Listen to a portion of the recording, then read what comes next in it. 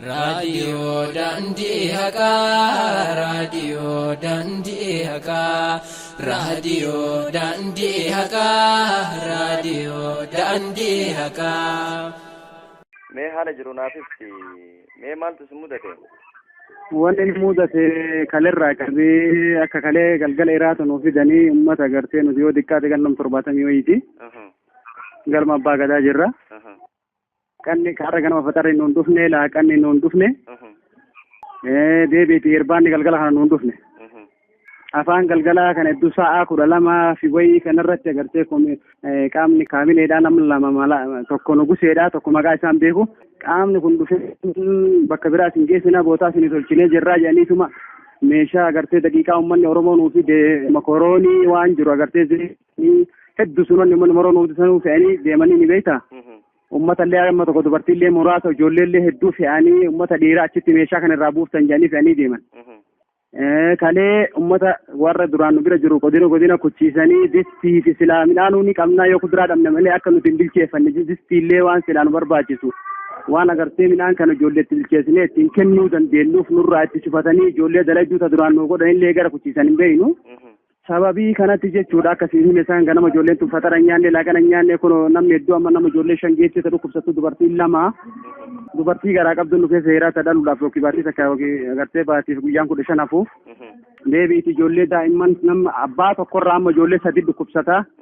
mucaa hangafaa itti aanu irra xiqqoollee ni dhukkubsattii ni haqqifti ijoolleen biraallee ammallee akkasumatti ijoollee micoo takkaallee akkasumatti dhibamti. Haala kanaan ati amma galgala kan uummata nu biraa fuudhanii deemanii ni agammoo amma nuti hin dachaanee aga sa'a amma ati dubbisaa jirtu kanatti agartee ijoollee sanaaf wanni dhufe takka hin jiru galma abbaa kanaa gadaatti jechuudha.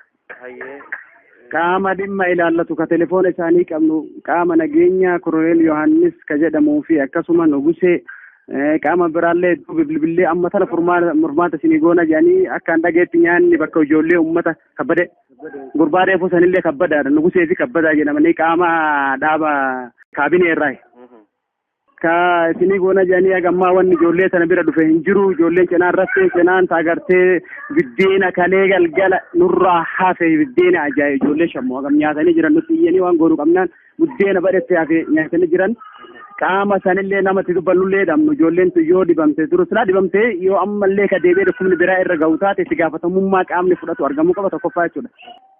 Miidhaa hagarraa nurra dalagame Nuguseen gaafa achirraa qayyoo biraa galma abbaa gadaa nu geessu akkasuma laaqana guyyaa lamaatiif iraata halkan lamaa nu dhabsiisee iyyinee gama namni warra agartee quban qabne Koroneel Yohaannis fa'aa dawwalanneeti ka bilbilannee jechuudha wanni takka guusanin ijoollee nu fidanii laaqana nu fidanii iraataa fi waan takka nu godhan jechuudha. Maali mee sababaan gaa namoonni hedduulleen isirra akka deemaa jiran yookaan akka isinirraa galchaa jiranis dhagaa jirra wanti kun mee akka nullee agartee bakka itti gallu hin qabnu Sumaaleetti dhalanne biyya sanitti dhalanne qabeenya achitti horanne achi guddanne cinaan ammoo haga biyyarraa baane amata 21 amata 18 amata 19 waggaa 12 waggaa 35 ka himatu uummanni kun jechuudha. Tokkoon agartee manguddoon nu keessa turtullee abbaan kiyya jimmarraa gara baalee galee baalee booda gara agartee gara Adaamaa kanallee bakka takka gallee anaa kiyyaa daddu anaa xiqqaatee gara deemuu hin qabudha. Nuti bineensa keessaa baane warra agartee mismaara mataa keessa gannu tumanii intala deettee hoggumisan deettee sosaa takka hin geenne ilma daa'ima jalan macalaasanii ajjeesanii ishii tumaatiin achirra darbanii yogguu karaa geettu ta duutee fi ta guyyaa 3 agartee deettee guyyaa 3 ilmoo jala ajjeesanii kaan fe'anii isiinis opereeshinii agartee waan taateef kararratti ta duute ijji kana hunda nu agartee fi ilmaan keenya qaqqalanii fi kana hunda agartee osoo agarru achi hin teenyu jechaaf tumanii nu baasanii nu fidanii Oromiyaa bal'oo baay'ee Adaamallee Oromiyaa beeyna isinummaa waan nu gootan nu godhaa jenneeti kaasitti hafne jechuudha. Kana ammoo nuti isinii godhuu hin dandeenyu magaalaan Adaamaa Oromiyaa miti magaalaadha malee wanni nuti isinii goonu hin jiru ka isinii godhu godina keessanii godinni aanatti isin kenna akkasitti agartee takka waan isinii goona malee asitti wanni tokko isin hin godhamu nu godhuu baatan gara